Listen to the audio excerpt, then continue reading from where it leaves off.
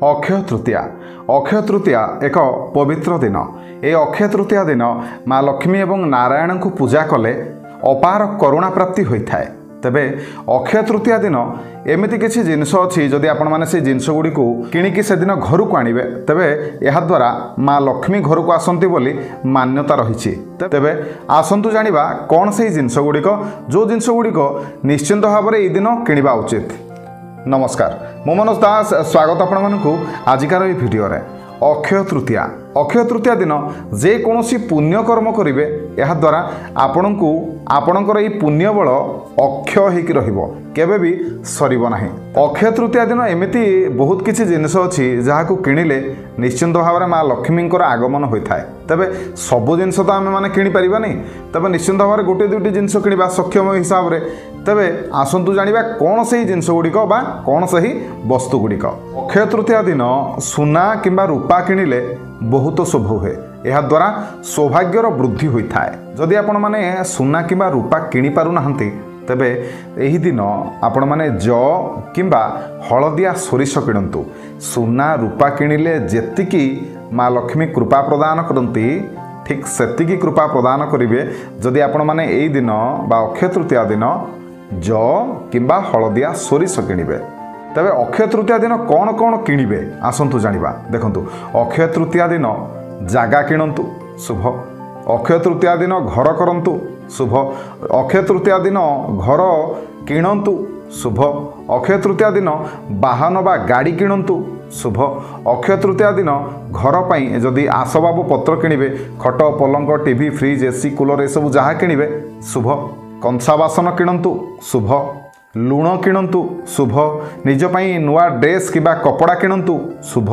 खास करके ये दिन जदि लुण आपण माने किणंती यह द्वारा पितृपुरुष मानकर कल्याण प्राप्ति होता है आपको। तेबे सेहीपरि एई दिन लुण अटा गहम चाउल ए सब मध्य आपण माने किनि पारिबे, एहा मध्य शुभकारी जिनिस। तेबे मुख्यतः ई अक्षय तृतीया दिन आपण माने कौड़ी निश्चिंत भाव में किणंतु। कौड़ी किणिकी ताकू लाल कपड़े बांधिकी माँ लक्ष्मी पाखरे रखंतु। यह द्वारा माँ लक्ष्मी विशेष भाव में कृपा आपन को मिलता है। अक्षय तृतीया दिन कौड़ी किणवा द्वारा आर्थिक समस्या मुक्ति मिलता है आपन को।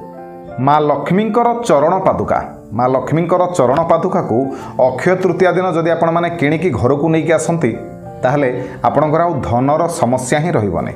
माँ लक्ष्मी आपण को सबु बेले निजर कृपा प्रदान करेंगे। तेबे जो चरण पादुकाटी आपण माने किणिकी आनिबे चरण पादुकाटी कंसा किंबा पितल रे तैयारी हिथिबा दरकार। आउ जदि यह रूपारे तैयारी ताहले बहुत शुभ हुए। श्रीजंत्र को ये जो अक्षय तृतीया दिन जदि आपण माने किणिकी आनंती किंबा पितल रे तैयारी कईच को जदि आपण माने ये अक्षय तृतीया दिन मध्य किणिकी आनंती ये दुईटी जाक जिनस जदि अक्षय तृतीया दिन आपण माने किणिकी आनंती यह द्वारा माँ लक्ष्मी अशेष करुणा प्राप्ति होता है एवं आपणक प्रति थिबा अनेक विपदरू अनेक विपत्तिरू यह आपण को उद्धार करिथाय। खास करिकी धनर समस्यारू आपण माने पार पाई थांते।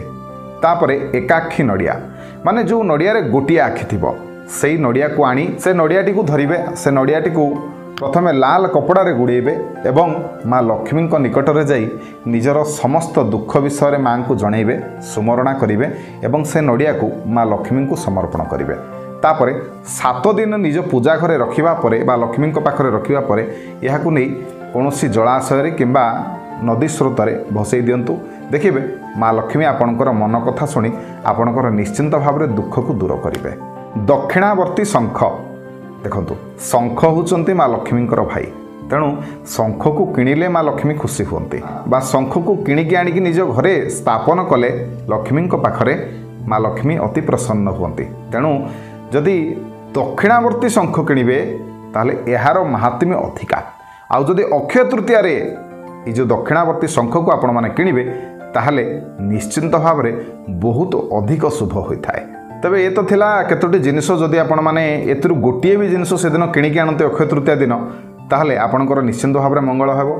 तेबे खाली जे घर को जिनिस किणिकी नहीं आसले माँ लक्ष्मी कृपा हम बा अक्षय तृतीया दिन खाली जिनिस किणिकी नहीं आसले आपणकर मंगल हम ता नुह।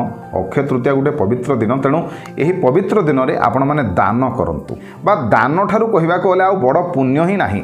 तेणु कौन दान करेंगे मुझे कहबी प्रथम आपण मैंने भगवत गीता को दान करूँ प्रत्येक व्यक्ति को भगवत गीता दान करूँ तापर गरीब लोक मानू चाउल अटा गहम चीनी गुड़ चना घी राशि ए सब दान करूँ यह द्वारा अशेष कल्याण प्राप्ति होता है से लोक मान लोक मैंने कल्याण कले निश्चिंत भाव में आपणकर समस्त दुख दूर हो यदि पारे से दिन अन्न छत्र करूँ जलदान करूँ यह द्वारा आपन को अशेष करुणा प्राप्ति हो खास करके जी गंडे खाइब बा जी टिके पानी पीब निश्चिंत भाव में आपन को आशीष प्रदान करिवो कल्याण प्रदान करिवो एवं तार से कल्याण टिकक आपण अनेक सुख संपत्ति आनीदेव आपण मैंने यही सब पुण्यकर्म करंतु देखिए भगवान आपणकर निश्चिंत भाव में मंगल करेंगे आपणकर कल्याण प्रदान करेंगे तेबे आशा करुँच आजिकार भिडियोटी आपण मानक भल लगी भिडियो जदि भल लगी तेबे भिडियो को लाइक करेंगे शेयर करेंगे चैनल को सब्सक्राइब करेंगे रही धन्यवाद।